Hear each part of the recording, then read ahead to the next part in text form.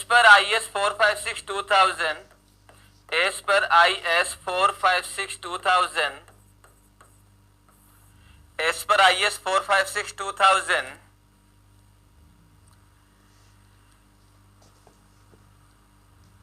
the beam or one-way slab, the beam, one-way slab लिखना ठीक रहेगा क्या?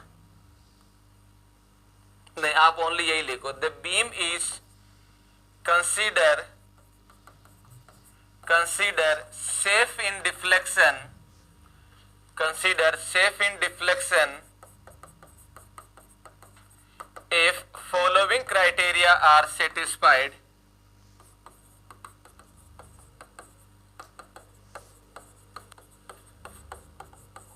If following criteria is the following criteria satisfied, अगर ये following criteria satisfy करती है तब हम लोग जो है वो इसको ये मान के चलेंगे कि भाई ये डिफ्लेक्शन क्राइटेरिया में सेटिस्फाई कर रही है। डिफ्लेक्शन क्राइटेरिया में क्या कर रही है? सेटिस्फाई कर रही है।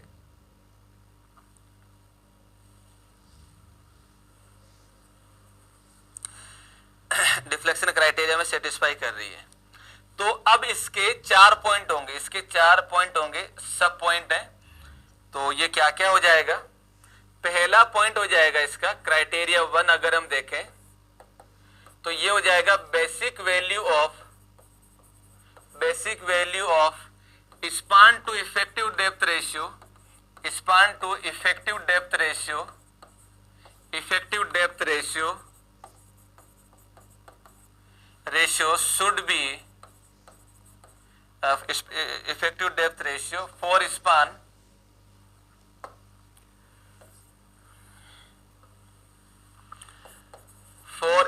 up to 10 meter, for span up to 10 metre. अगर मेरे पास में 10 मीटर तक का स्पान है और उसमें span to effective depth ratio अगर हम देखें तो क्या होगा? यहाँ पे हो जाएगा टाइप ऑफ सपोर्ट, यहाँ पे हो जाएगा टाइप ऑफ सपोर्ट, और ये हो जाएगा बेसिक वैल्यू, तो ये हो जाएगा L/D रेशियो। तो अगर मेरे पास में पहला कंडीशन होता है कैंटिलीवर के लिए तो L/D रेशियो का बेसिक वैल्यू हो जाएगा दैट इज द 7। तो अगर कैंटिलीवर के लिए L/D रेशियो 7 से अगर कम है तो हम लोग ये बोलेंगे कि ये डिफ्लेक्शन में सेफ है, दूसरा आ जाता है मेरे पास that is the simply support, और इसके लिए वैल्यू रहता है दैट इज द 20। अगर L/D रेशियो 20 से लेस है सिंपली सपोर्टेड के लिए, so we can say it is safe in the deflection. Next आ जाएगा दैट इज तीसरा हो जाएगा if one end is simply support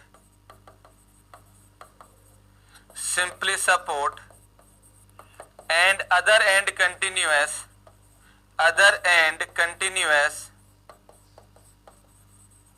तब L/D रेशियो जो रहेगा that is the 23।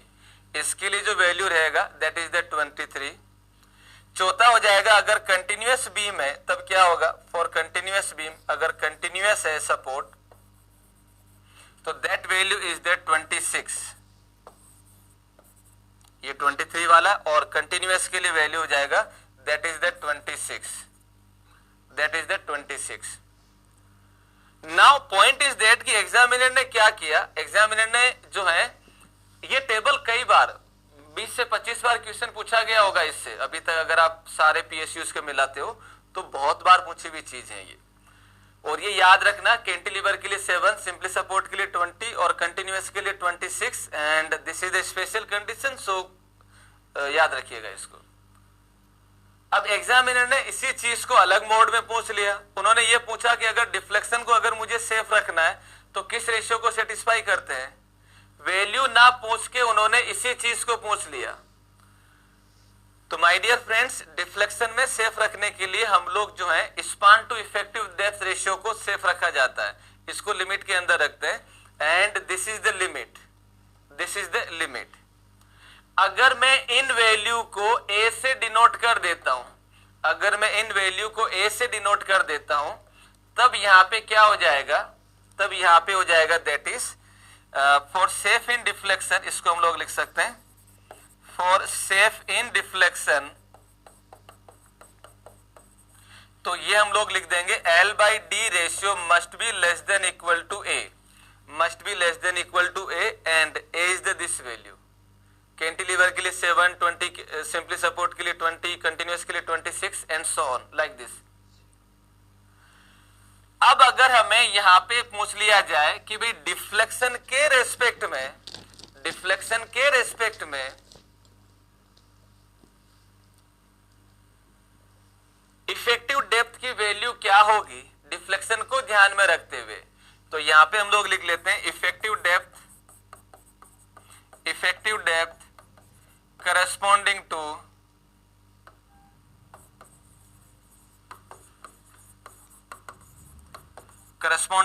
deflection criteria, deflection criteria। तो डिफ्लेक्शन क्राइटेरिया को ध्यान में रखते हुए अगर हमें इफेक्टिव डेप्थ अज्यूम करना है तो वो हम लोग लिख सकते हैं that is D must be greater than equal to L by A value, L by A value. तो कैंटिलीवर के लिए 7 हो जाएगा, सिंपली सपोर्ट के लिए 20 एंड कंटिन्यूअस के लिए हो जाएगा 26, राइट। तो ये भी आपको ध्यान रखना है। This provisions is applicable for one way slab also. ये जो हम लोग यहाँ पे वैल्यूज लिख रहे हैं, दीज वैल्यूज आर, मैंने यहाँ पे पहले स्लेब बोला था, बाद में इसको क्लियरली बीम के लिए लिख दिया। तो दीज वैल्यूज, ये जो क्राइटेरिया 1 है, it is applicable for one way slab also. तो वन वे स्लेब के लिए अगर आपको डिफ्लेक्शन क्राइटेरिया देखना है तो यहां पे जो है वो ये वाला टेबल यूज कर सकते हैं। These values is applicable, this value is applicable for one way slab also। ये वन वे स्लेब के लिए जो है वो वैलिड रहता है। चलिए तो ये नोट करो, दिस इज द क्राइटेरिया 1 जो आप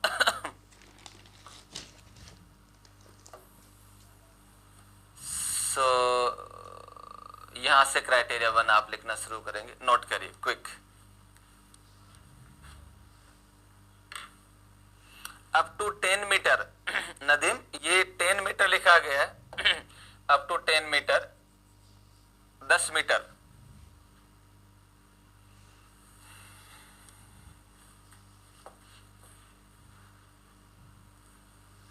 नोट करिए।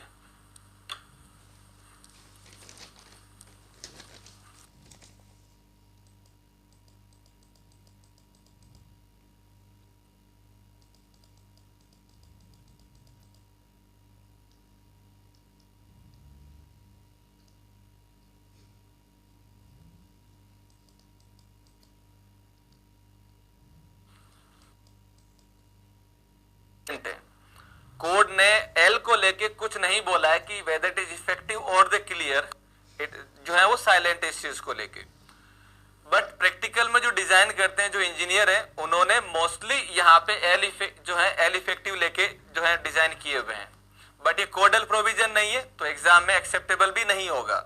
तो पॉइंट ये है कि अगर क्वेश्चन आता भी है तो हम लोग यहाँ पे जो है वो जो भी डेटा हमें क्वेश्चन में दिया उसी को हम डायरेक्टली यहाँ पे यूज करके निकाल सकते हैं एंड आंसर एक्सेप्टेबल होगा because the code is silent about this value.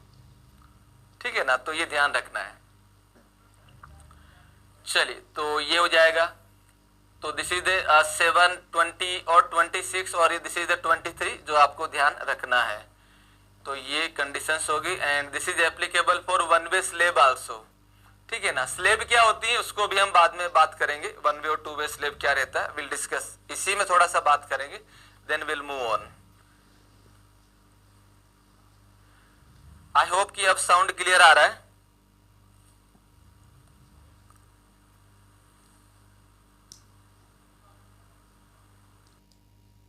गया अगर स्पान 10 मीटर तक है, 10 मीटर तक 10 metre is included in this one, up to 10 metre तक है, तो ये वैल्यू आपको जो है ध्यान रखनी है। यानी कि डी का वैल्यू जो निकाला जाएगा एल बाई ए वैल्यू से निकाला जाएगा। कैंटिलीवर के लिए ए का वैल्यू हो जाएगा 7, सिंपली सपोर्ट के लिए ए का वैल्यू हो जाएगा 20 एंड कंटिन्यूअस के लिए इसका वैल्यू हो जाएगा 26 एंड रेस्पेक्टिव वैल्यू उसके रेस्पेक्ट में आप इफेक्टिव डेप्थ निकाल सकते हैं। बट अगर मान लीजिए स्पान का वैल्यू एल का वैल्यू अगर 10 मीटर से ज्यादा आ जाता है, स्पान का वैल्यू अगर 10 मीटर से ज्यादा आ जाता है, तब क्या होगा? तो नाउ अब हम लोग क्राइटेरिया 2 देख लेते हैं। तो क्राइटेरिया 2 क्या होगा? For span 10 into metre, criteria 2, if span is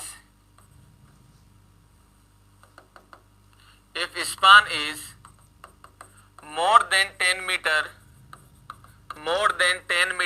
then a value कौन सा? 7, 20, 26, 23 जो भी है, a value multiply by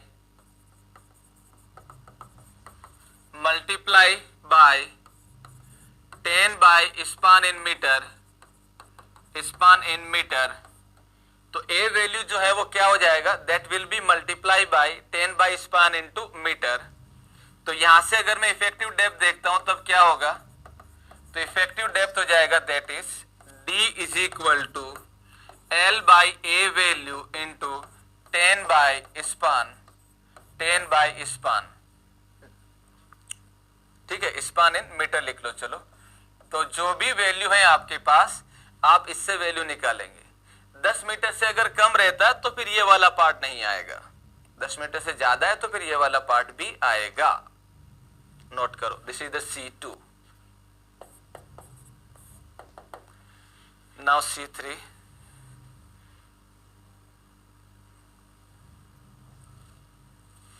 पहले तो ये लिख लो, it is not applicable for cantilever slab, note करके लिख लीजिए, it is not applicable for cantilever slab as a cantilever condition। तो ये कैंटिलीवर कंडीशंस के लिए वैलिड नहीं है, चाहे स्लेब हो या बीम हो, उसके लिए वैलिड नहीं है। कैंटिलीवर में 10 मीटर के ज्यादा का प्रोजेक्शन आरसीसी का बनाना क्वाइट डिफिकल्ट है, प्रैक्टिकली डिफिकल्ट है। तो इसलिए ये हम जो प्रोविजंस मान रहे हैं वो कैंटिलीवर के लिए वैलिड नहीं मानेंगे। ठीक है Chandan, I hope it is clear and अच्छा साउंड, हाँ साउंड का तो हो गया।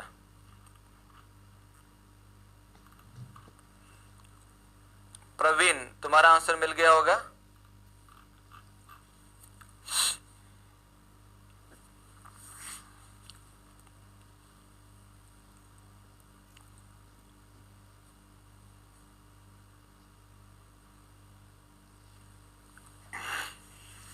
चलो तो ये हो जाएगा C2। नाउ C3 क्या होगा उसके बारे हम लोग देख लेते हैं। C3 होगा दैट इज कंडीशन 3। अब अगर हम परसेंटेज ऑफ स्टील अगर देते हैं तब उस केस में इफेक्टिव डेप्थ कैसे निकाली जाएगी वो हम लोग देख लेते हैं। तो इसमें हो जाएगा ए modification factor,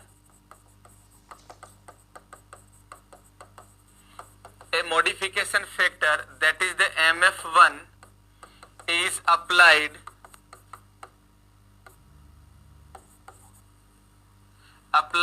based on percentage of tension steel provided,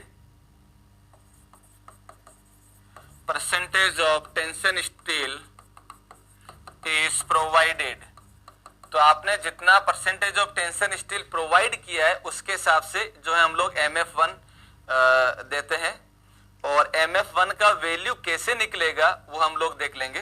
तो पहले हम लोग देख लेते हैं दैट इज D का वैल्यू हो जाएगा L by A value A into MF1 if L less than equal to 10 metre है। अगर जो है 10 मीटर से ज्यादा है तो ये हो जाएगा 10 by span into MF1 into MF1 if L greater than 10 metre है तो, ग्रेटर देन 10 मीटर है तो। अब पॉइंट ये आता है MF1 का वैल्यू कैसे निकालें। तो MF1 का जो वैल्यू निकाला जाता है वो निकाला जाएगा कुछ ऐसे, look at this, here it is.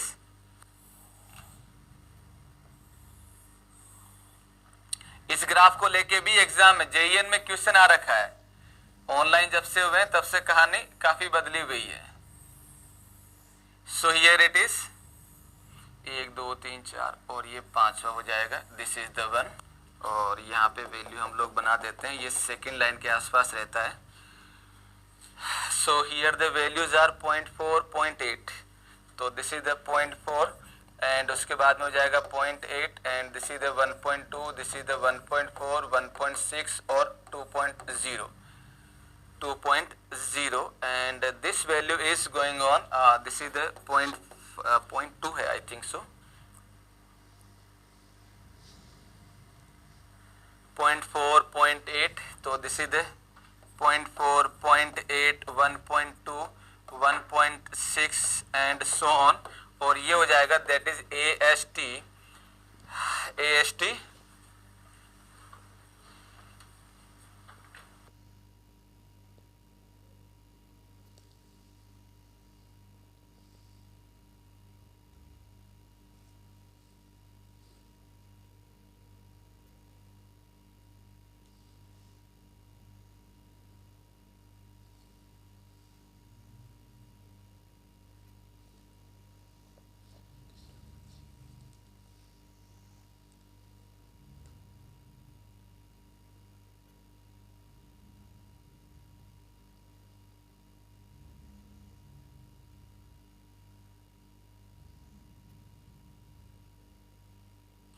चलो सो यहाँ पे हो जाएगा, इस वैल्यू को हम लोग बोल देते हैं दिस इज द MF1 और ये हो जाएगा that is percentage of steel, तो ये हो जाएगा दैट इज PT परसेंटेज और ये दिया जाता है AST अपॉन BD इंटू 100। तो this value is going like this way. यहाँ पे हमने क्या लिखा, परसेंटेज ऑफ टेंसाइल स्टील, ठीक है ना, based on percentage of tensile steel is provided.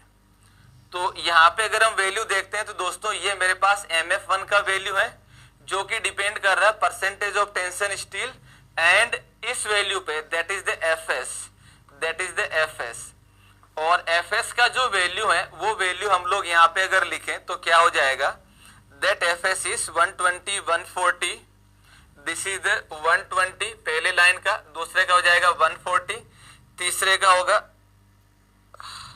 190 and चौथे का हो जाएगा 240 एंड दिस इज द 290। ये FS की वैल्यू दे रखी है, अलग अलग ग्राफ के लिए अलग अलग वैल्यू,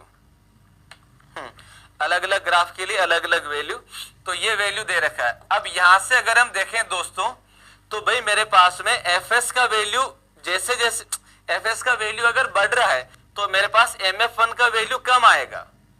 FS का वैल्यू अगर बढ़ रहा है तो MF का वैल्यू कम आएगा।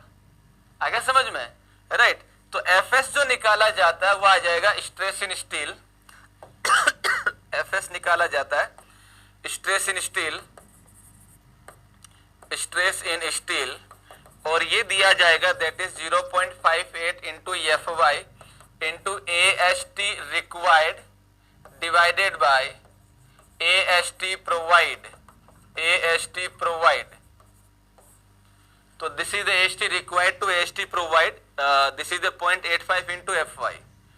अब अगर आपको यहां से पूछा जाए कि भाई अगर मैं एरिया ऑफ स्टील बढ़ाता हूं तो डेप्थ, इफेक्टिव डेप्थ की आवश्यकता कम होगी या ज्यादा होगी, इफेक्टिव डेप्थ कम आएगी या ज्यादा आएगी, बताओ आंसर क्या होगा।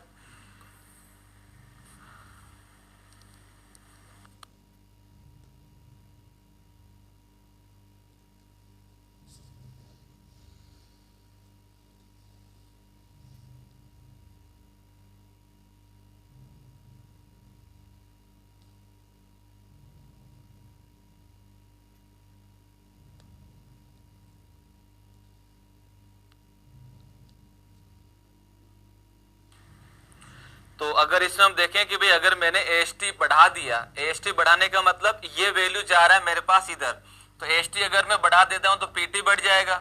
PT बढ़ने का मतलब क्या हुआ, अब देखो ध्यान से, PT बढ़ने का मतलब क्या हुआ, ये वैल्यू इंक्रीज हो रही है, ये वैल्यू इंक्रीज हो रही है। तो जैसे जैसे ये वैल्यू इंक्रीज हो रही है तो ग्राफ हमें ये शो कर रहा है, ग्राफ हमें ये शो कर रहा है कि वैल्यू MF1 का वैल्यू क्या हो रहा है, डिक्रीज हो रहा है। और MF1 का वैल्यू डिक्रीज होने का मतलब क्या हो गया, MF1 का वैल्यू डिक्रीज होने का मतलब ये हो गया, MF1 डिनोमिनेटर में डिक्रीज हो रहा है तो effective depth will increase,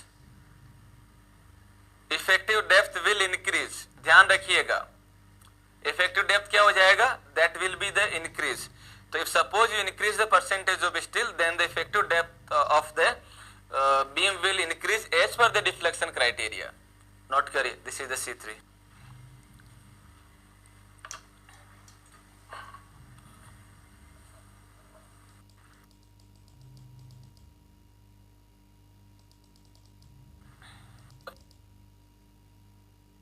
value लिखा गया 10/A इंटू MF1, है ना, और ये 10 मीटर से ज्यादा के लिए लिखा गया। अब MF1 का वैल्यू निकाला कैसे जाता है, तो वो निकाला जाता है, दिस इज द MF1, तो इसका वैल्यू निकालने के लिए हमें FS और परसेंटेज ऑफ स्टील चाहिए। परसेंटेज ऑफ स्टील हम लोग निकाल सकते हैं AST अपॉन BD इंटू 100, तो AST upon BD into 100।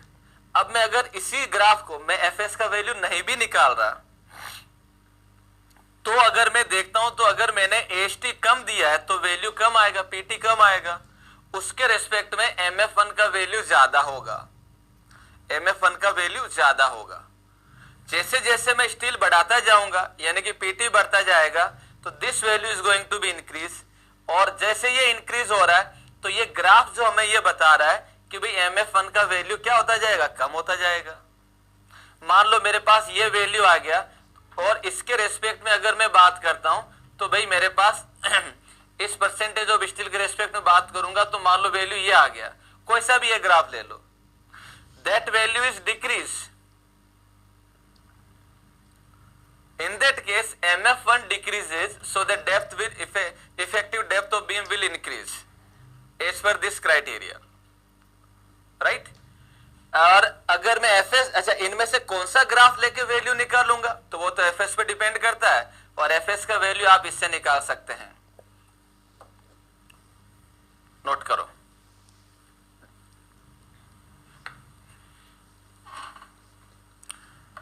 Case 2 में कंटिन्यूअस बीम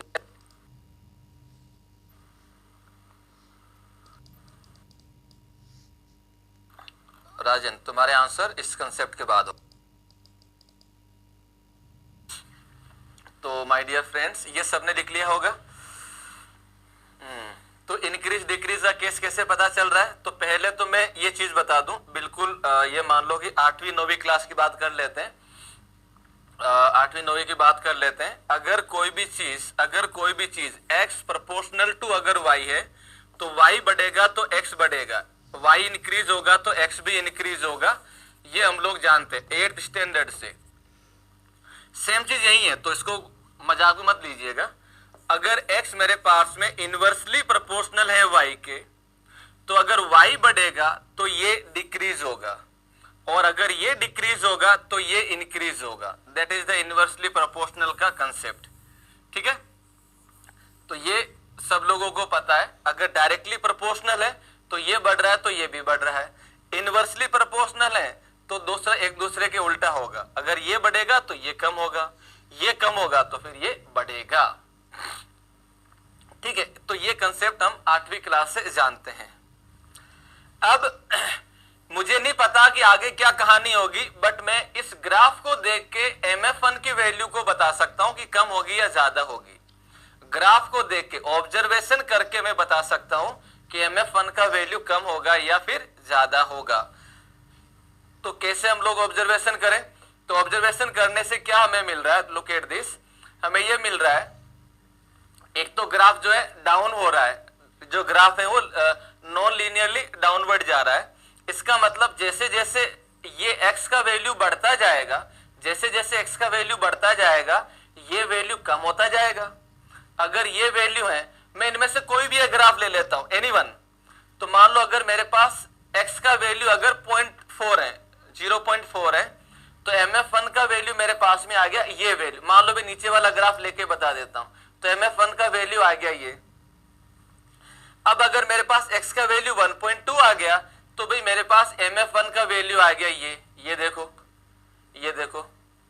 जब ये x एक्सिस पे जो वैल्यू लिखा गया है वो कम था, तो मेरे पास y एक्स पे जो लिखा गया वैल्यू ज्यादा था।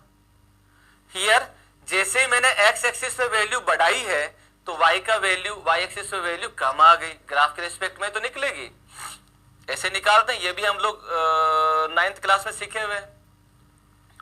अब यहाँ पे x का वैल्यू है percentage of steel, that is given by the AST upon BD।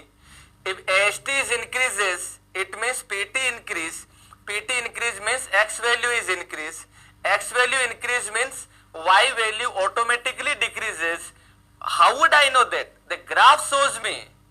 Graph क्या शो कर रहा है कि that value increases. मान लेते हैं कि मेरे पास ग्राफ इस तरीके से होता, फॉर एग्जाम्पल ग्राफ ऐसे बना होता, फॉर एग्जाम्पल इस तरीके से, इसका उल्टा बना होता, तब क्या होता?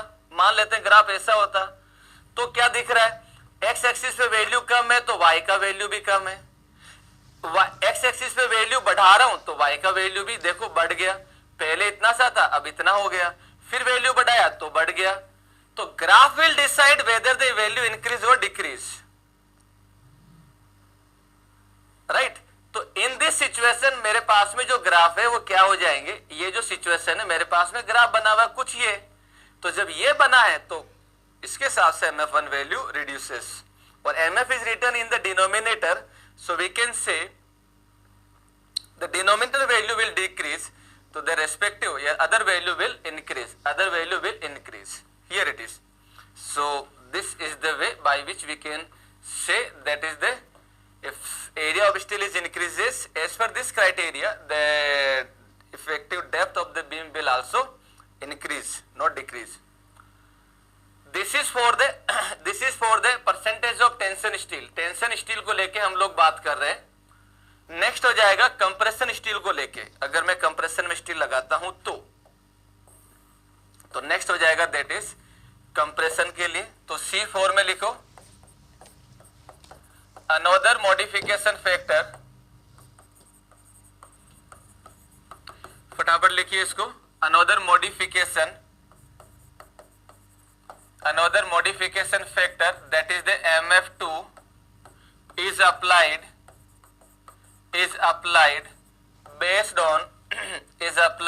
based on percentage of compression steel provided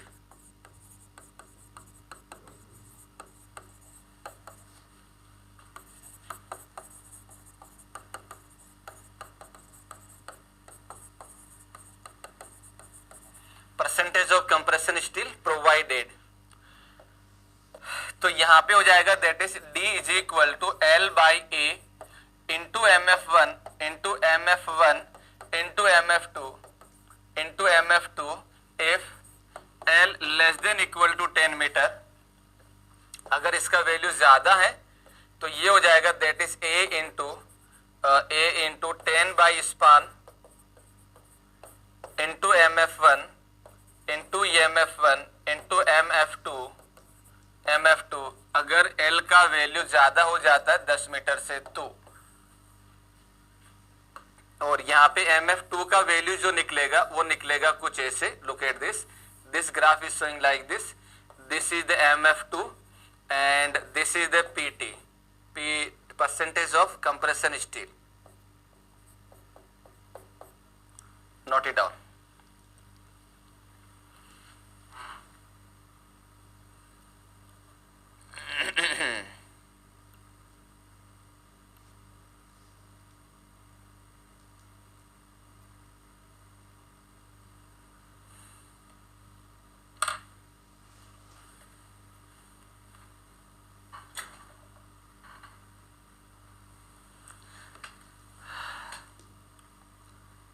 यहाँ से क्या डाउट आ गया? C2 का हो गया, इसमें लिखना हो गया कंटिन्यूअस। अच्छा राजन का, इसको बाद में बात करेंगे।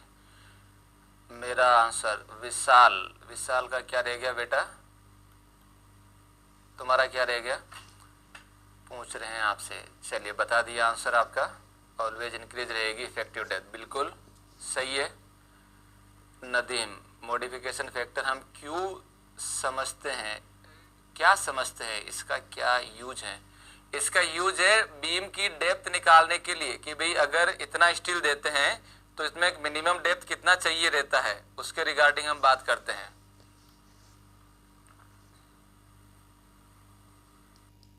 इतनी डेप्थ तो होनी चाहिए, otherwise it will fail in deflection.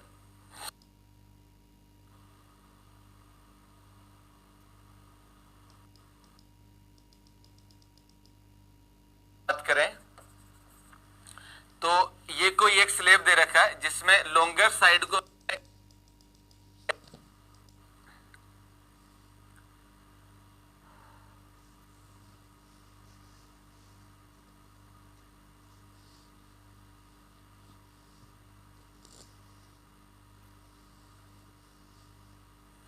चलिए तो ये डिफ्लेक्शन क्राइटेरिया हो गया हमारे पास, beam as well as one way slab को लेके हमने सारी बात कर ली।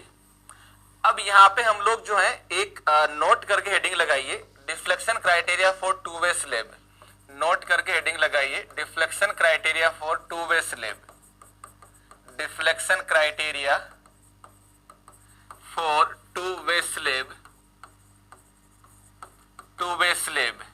वन वे और टू वे स्लेब को अगर मैं देखता हूं तो मेरे पास में क्या कंडीशन होती है, वन वे और टू वे स्लेब की अगर हम बात करें तो ये कोई एक स्लेब दे रखा है जिसमें लॉन्गर साइड को मैं Ly से और शॉर्टर साइड को मैं Lx से डिनोट कर देता हूं। अगर Ly ओवर Lx का वैल्यू, Ly ओवर Lx का वैल्यू ग्रेटर देन 2 है तो वन वे स्लेब होगा, और अगर ये लेस देन 2 है तो ये लेस देन इक्वल टू 2 है तो ये जो है वो टू वे स्लेब होगा, ठीक है ना। तो ये कंडीशंस आपको ध्यान रखना है। Lx शॉर्टर स्पान होता है, it is the shorter span, and Ly जो रहता है that is the longer span, longer span. तो नोट करके हेडिंग लगाइए, deflection criteria for to way slab, और फिर ये वाला लिख लो फटाफट सब लोग quickly.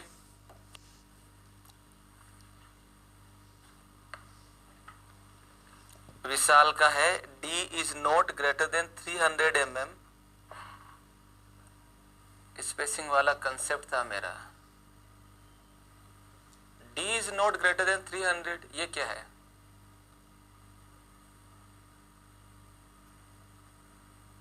D is not greater than 300 क्या है ये?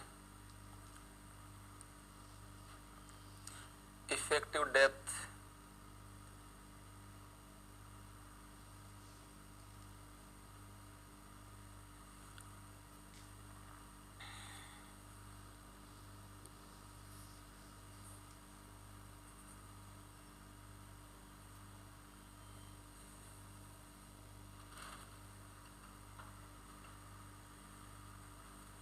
नॉर्मल है, सही हो गया।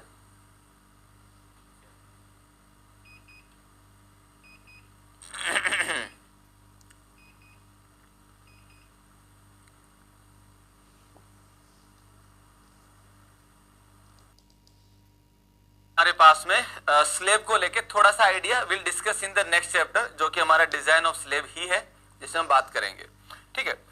तो ये सारा लिख लिया होगा सबने। अब इसी के अंदर अब हम जो भी बात करेंगे इसी की लिख रहे हैं, तो पहला पॉइंट लिखिए इसमें, पहला पॉइंट लिखिए इसमें, first point, first point, if shorter span is up to, if shorter span is up to, नहीं इसमें पहला हो जाएगा that is,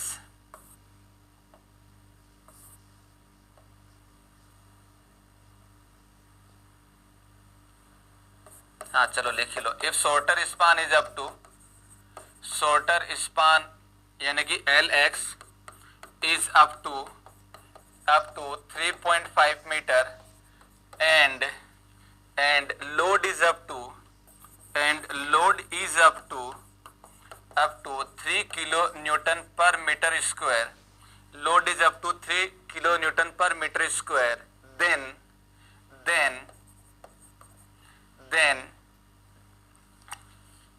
for deflection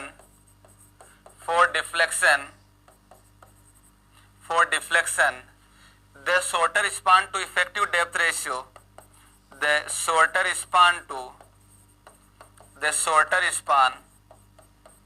to overall depth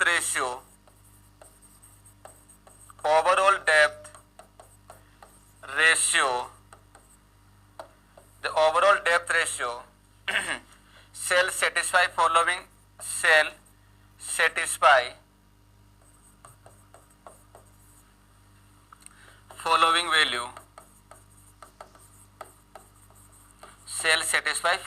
value तो इसमें क्या हो जाएगा, अगर इसमें हम देखें तो नाउ माय डियर फ्रेंड्स ये हो जाएगा कुछ ऐसे,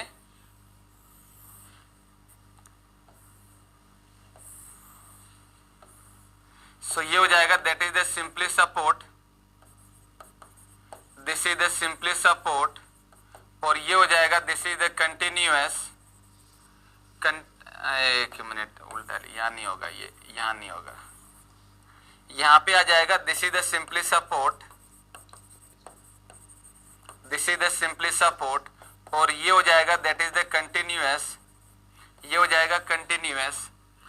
यहाँ पे अगर मेरे पास में माइल्ड स्टील यूज किया गया है और ये हो जाएगा HYSD स्टील, तो माइल्ड स्टील के लिए ये वैल्यू हो जाएगा 25 एंड HYSD के लिए हो जाएगा 28, कंटिन्यूअस के लिए वैल्यू हो जाएगा 40 और इसके लिए हो जाएगा 32। सो दिस वैल्यू अगर मैं इन सबको अगर मैं B वैल्यू से अगर जो है वो बता देता हूं, this is the B value, तो भाई क्या हो जाएगा LX by capital D must be less than equal to B value.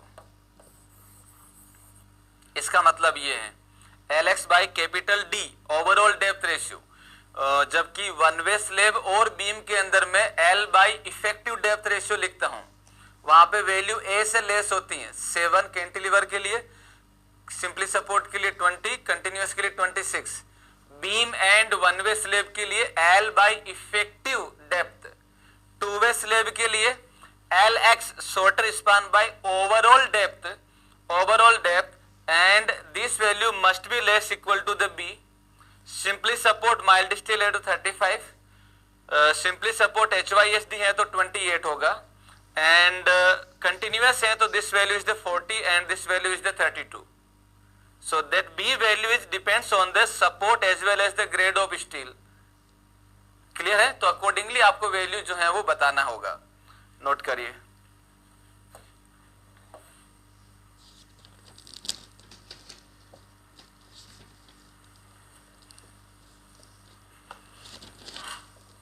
Flat slab क्या होता है, टाइप ऑफ स्लैब वगैरह के बारे में हम लोग आगे बात करेंगे।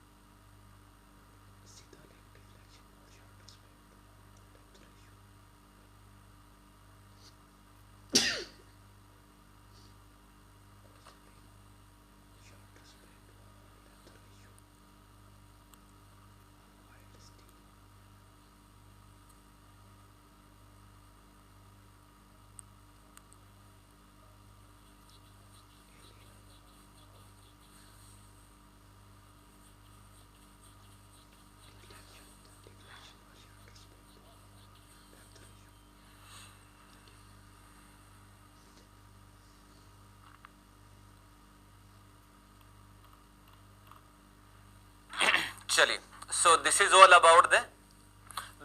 About the deflection criteria and ये टू वे स्लेब के लिए है। बाकी सारा जो वैल्यू हम लोग लिखे, this is the for one way slab as well as the beam also and it was the effective depth. इसमें एक डाउट आ रहा है किसी एक स्टूडेंट को कि सर आप केस 2 के सेकंड वाले पार्ट में यहाँ पे एल इफेक्टिव डिफरेंट ले रहे हैं, इसमें एल इफेक्टिव डिफरेंट है, इसमें डिफरेंट है और इसमें हम लोग सेम मान ले रहे हैं, है ना।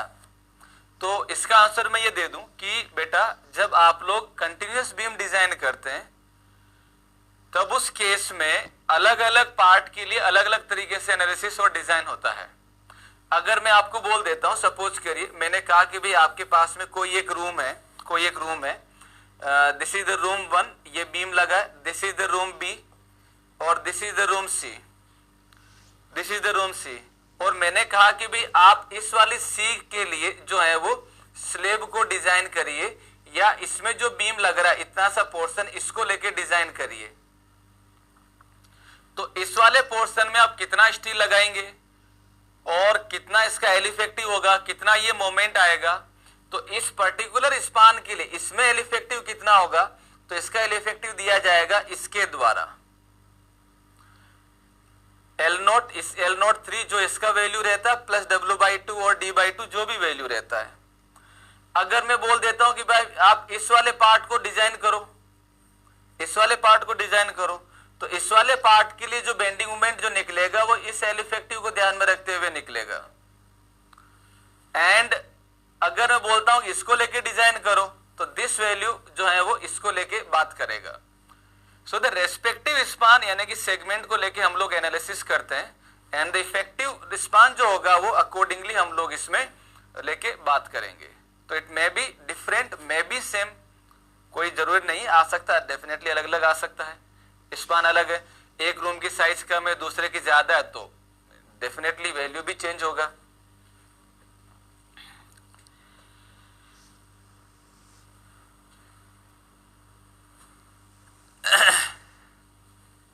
चलो तो मैं डिफ्लेक्शन क्राइटेरिया को दोबारा से इसमें बता देता हूं।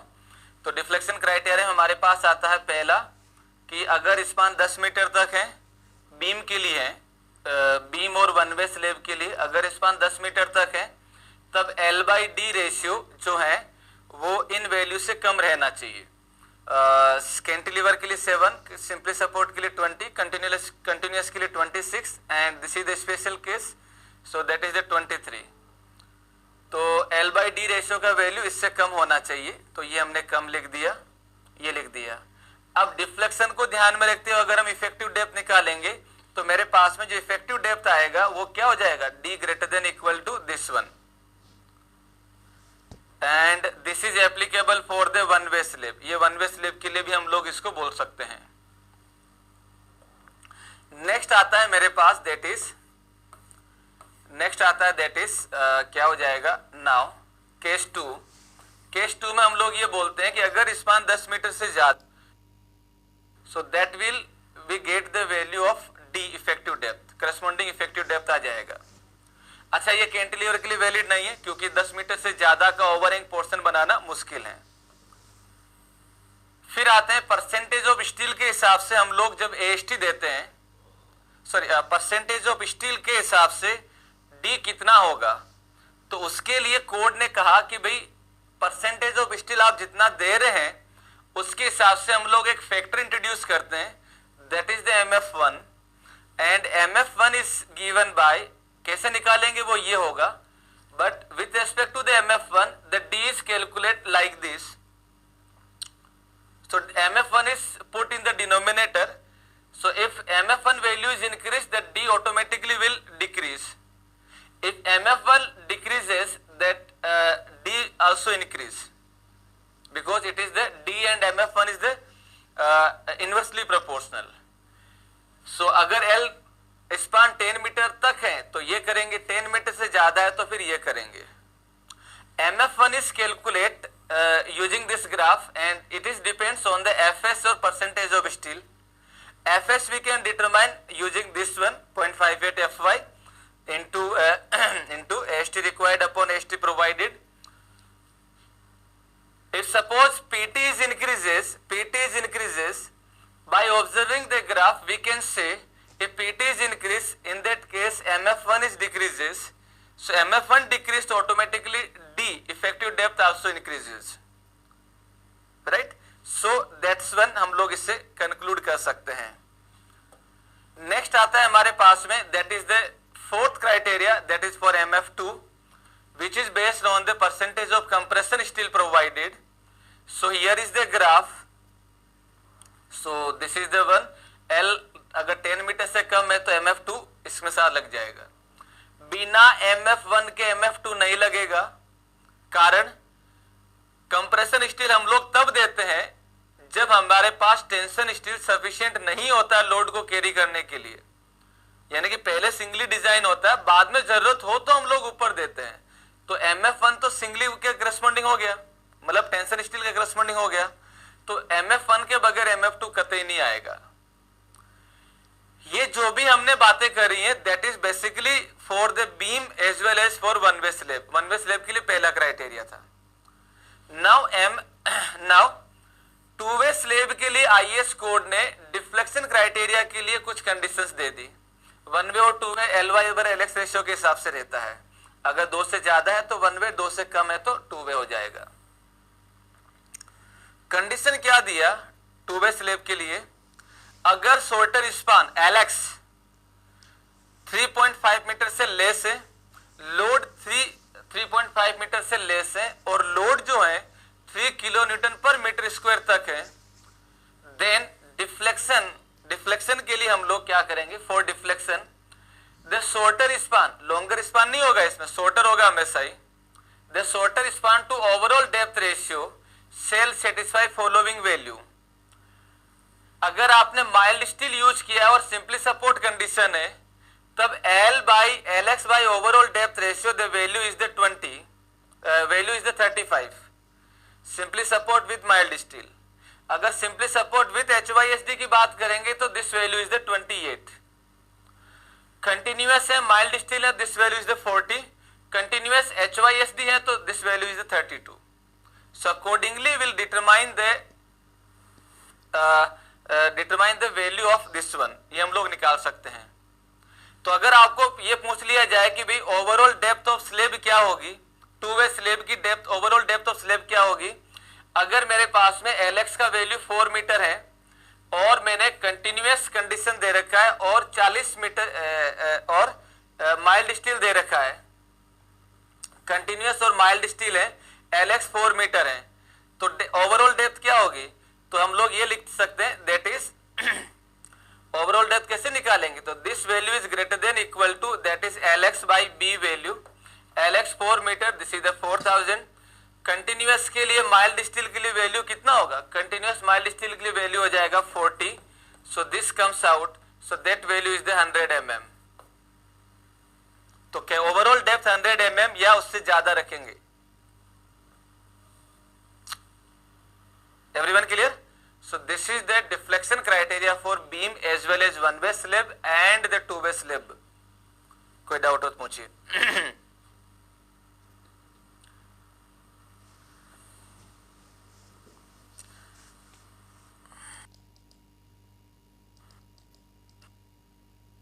करता है तब तो वन वे और टू वे में डिसाइड करेंगे. और ये वाला वैल्यू जो है, ये वाला वैल्यू पर्टिकुलर इसी कंडीशन के लिए जो है वो वैलिड है. अगर इससे वैल्यू डिफर आ जाता है तो फिर आपको फिर पूरा सोल्व करना पड़ेगा स्ट्रक्चर एनालिसिस कंसेप्ट को ध्यान में रखते हुए. ठीक है ना? तो this value is valid only for this criteria. और सामान्यतः 3 किलो न्यूटन से ज्यादा लोड हम लेते भी नहीं है जनरल बिल्डिंग्स के लिए. IS 456 की अगर हम बात करें तो that is for the normal structural building. चलो, तो ये हमारे पास डिफ्लेक्शन क्राइटेरिया हो गया.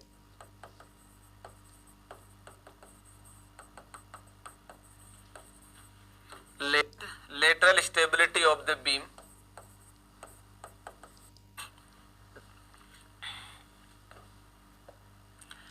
Now next point, lateral stability of the beam.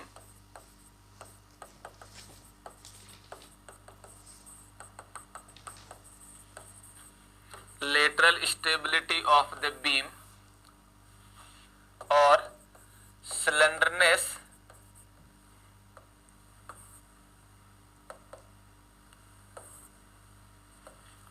or slender limit for beam, slender limit for beam, दोनों में से कुछ भी पूछा जा सकता है। और ये क्या होता है उसके बारे में अगर हम देखें, ये सारा वैल्यू याद रखना है जो अभी तक हम लोग लिख रहे हैं। देखिए क्या रहता है, आप लोगों ने अगर बचपन में क्या फर्स्ट ईयर में जब आपके पास इंजीनियरिंग ड्राइंग का सब्जेक्ट जो था उसमें दोस्तों आप लोगों ने एक 1 मीटर की स्केल यूज करी होगी आपने, स्टील वाली जो स्केल रहती सब लाते हैं, हालांकि काम कभी लेते नहीं है बट खरीदते जरूर हैं, दुनिया को दिखाना भी तो रहता है। तो आपने 1 मीटर की स्केल जो है स्टील वाली आपने देखी होगी, और एक छोटी सी स्केल है, 2 स्केल है मेरे पास, एक स्केल जिसकी लेंथ 1 मीटर है, जिसकी लेंथ 1 मीटर है, और एक अभी आपके हाथ में जो लोग स्केल को यूज करते हैं, ड्राइंग करते हैं, तो अभी उनके पास में छोटी सी स्केल होगी, 10 सेंटीमीटर या 15 सेंटीमीटर की स्केल होगी, और ये आपके पास में 1 मीटर की स्केल है, और ये 10 या 15 सेंटीमीटर की स्केल होगी, 15 cm की स्केल होगी। ठीक है, अगर आप अच्छा दोनों की स्केल की डायमेंशन सेम है, लेंथ को छोड़ के थिकनेस और डेप्थ सेम है। अगर आप इन दोनों स्केल को जो है 2 सपोर्ट के बीच में अगर रखते हैं, कॉलेज में तो आपने मौज मस्ती करी होगी कि भाई एक टेबल यहां रख दिया है ना, सॉरी एक टेबल आपने यहां रख दिया, दूसरा टेबल यहां रख दिया, फिर चैलेंज कर रहे हैं कि इस स्केल को यहां पे सीधा रख के बता दे, सीधा मतलब वर्टिकल डायरेक्शन में सीधा रख के बता दे, बीच में से इधर उधर बक्कल ना करे, डिफ्लेक्ट ना हो, लेटरल डायरेक्शन में शिफ्ट ना हो। तो आपने अगर थोड़ा सा भी अगर ऑब्जर्व किया होगा तो ये जो स्केल है 1 मीटर वाली जो स्केल है, अगर आप इसको 2 पॉइंट के बीच में अगर आप रखते हैं तो बीच में से स्लाइटली ऊपर से स्लाइटली टिल्ट हो जाती है, लेटरल डायरेक्शन में, इस हॉरिजॉन्टल डायरेक्शन में टिल्ट हो जाती है, टिल्ट का मतलब शिफ्ट हो जाती है, जबकि ये छोटी वाली स्केल नहीं होती है। राइट, अब अगर मैं यहां पे इन दोनों को स्केल से हटा के बोल देता हूं कि ये बीम है और ये भी बीम है, तो इस बीम के अंदर क्या होगा कि जैसे आप लोड लगाओगे, दिस बीम में shift in lateral direction, shift in lateral direction. तो जब ये शिफ्ट हो जाती हैं तब उस केस में मेरे पास जो बेंडिंग मोमेंट का वैल्यू होता है, that bending moment is, this is the W and the value is WL²/8, WL²/8। ये बेंडिंग मोमेंट आपको तभी मिलता है, ये बेंडिंग मोमेंट का वैल्यू तभी मिलता है जब लोडिंग लगाने से बीम, ट्रांसवर्स लोडिंग लगाने से बीम ओनली लॉन्गिट्यूडनल डायरेक्शन में, उसी प्लेन में अगर बेंड करती है, then I will get this bending moment value maximum. But अगर ये बीम जो है लेटरल डायरेक्शन में अगर शिफ्ट हो जाती हैं तो ये कभी भी इस बेंडिंग मोमेंट तक वैल्यू नहीं पहुंच पाएगा। अगर ये लेटरल डायरेक्शन में 1 mm भी शिफ्ट हो जाती हैं तो ये लोड, ये बेंडिंग मोमेंट कभी नहीं मिल पाएगा। तो पूरे स्ट्रक्चर में अगर कोई क्रिटिकल सेक्शन होता है, सबसे ज्यादा क्रिटिकल सेक्शन होता है, तो वो सेक्शन होता है beam section, specially in steel structure. Right, तो बीम को लेटरल डायरेक्शन में शिफ्ट होने से रोकने के लिए हम क्या करते हैं, ऊपर की साइड में कुछ ब्लॉक लगा देते हैं। ठीक है, तो ये मेरे पास में कोई भी एक बीम है, this is the beam section, this is the beam section, और इस बीम सेक्शन में हम लोग क्या कर रहे हैं, here it is, this is the beam section, और इस बीम सेक्शन में अगर मैं देखता हूं तो ये हो जाएगा इसका cross section, look at this, this is the B और this is the D, D is the effective depth, वो हमें ध्यान है। राइट, तो जो मैं हॉरिजॉन्टल डायरेक्शन में सपोर्ट दे रहा हूं, this is the one, this is the one, तो ये आ जाएगा हॉरिजॉन्टल डायरेक्शन में सपोर्ट हो जाएगा कुछ ऐसे, तो ये कहलाते हैं लेटरल सपोर्ट, ये कहलाते हैं lateral support. This is the lateral support, और ये हो जाएगा डिस्टेंस बिटवीन लेटरल सपोर्ट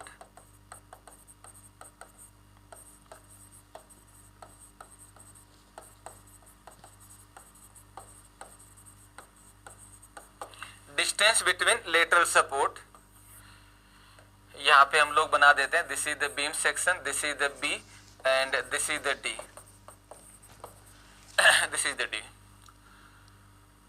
अब अगर जितना इसका डेप्थ ज्यादा होगा, जितना इसका डेप्थ ज्यादा होगा,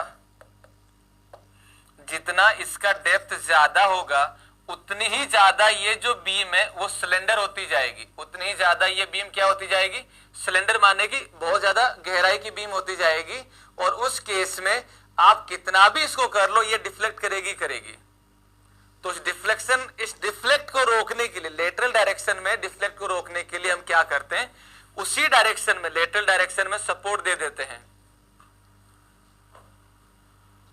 तो कब हमें सपोर्ट देना होगा, कब हमें नहीं देना होगा, तो इसमें क्या रहता है, इसमें एक आपको कंडीशन ध्यान रखना है। यहां पे हो जाएगा टाइप ऑफ सपोर्ट, ये हो जाएगा टाइप ऑफ सपोर्ट,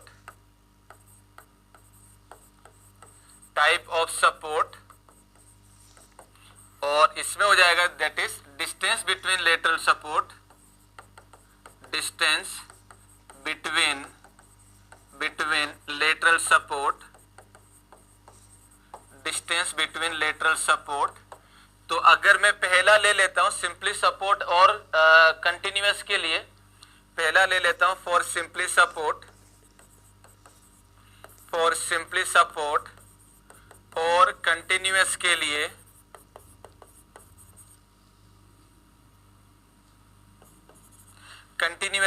तो ये वैल्यू आ जाएगा दैट इज मिनिमम ऑफ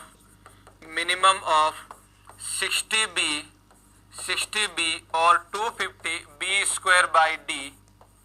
अगर मेरे पास में दूसरा हो जाएगा कैंटिलीवर के लिए, तो ये हो जाएगा that is minimum of 25 B और 100 B square by D, 100 B square by D. अगर मान लो ये सिंपली सपोर्टेड है, तब डिस्टेंस बिटवीन लेटरल सपोर्ट, इसको मैं डिनोट कर देता हूं LDS, distance between lateral support, LS, इसको चलो LDS लिख देते हैं। अगर LDS का वैल्यू जो हमने यहां से निकाला है, अगर इसका value span of the beam से ज्यादा है, इन दोनों के मिनिमम का वैल्यू यानी कि दो लेटरल सपोर्ट के बीच का वैल्यू बीम के स्पान से अगर ज्यादा है, तब इसका मतलब वो सपोर्ट जरूरत ही नहीं है, तो यहां पे हम लोग लिख सकते हैं दिस इज द स्पान, ये हो जाएगा स्पान। तो यहां पे अगर L का वैल्यू ज्यादा है LDS से, नो लेटरल सपोर्ट रिक्वायर्ड,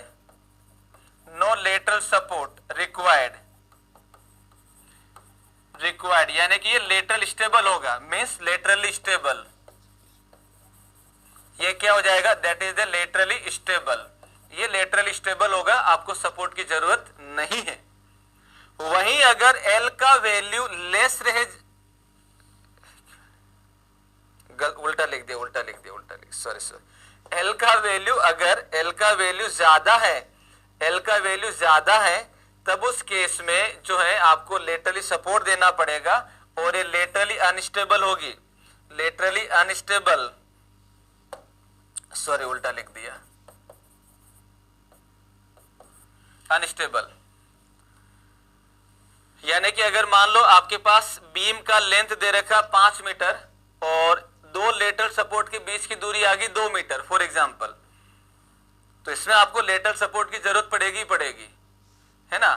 तो ये लेटरली अनस्टेबल कंडीशन होगी। अब इसका उल्टा, अगर इसमें हम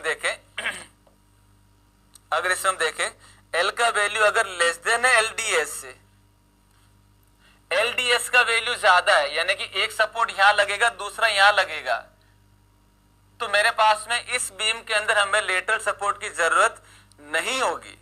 तो अगर L इज लेस देन है LDS से, तब ये हो जाएगा no lateral support required,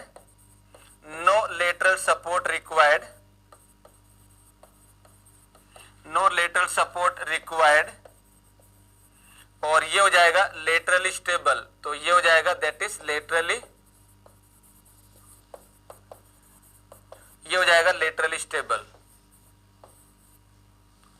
clear है? तो ये आपको ध्यान रखना है कि भाई कब स्टेबल होगा, कब अनस्टेबल रहता है, नोट करिए। तो आपको करना क्या है, सबसे पहले हेडिंग लगाना है, ये टेबल लिखना है और उसके नीचे फिर ये लिख लेना है। लिखो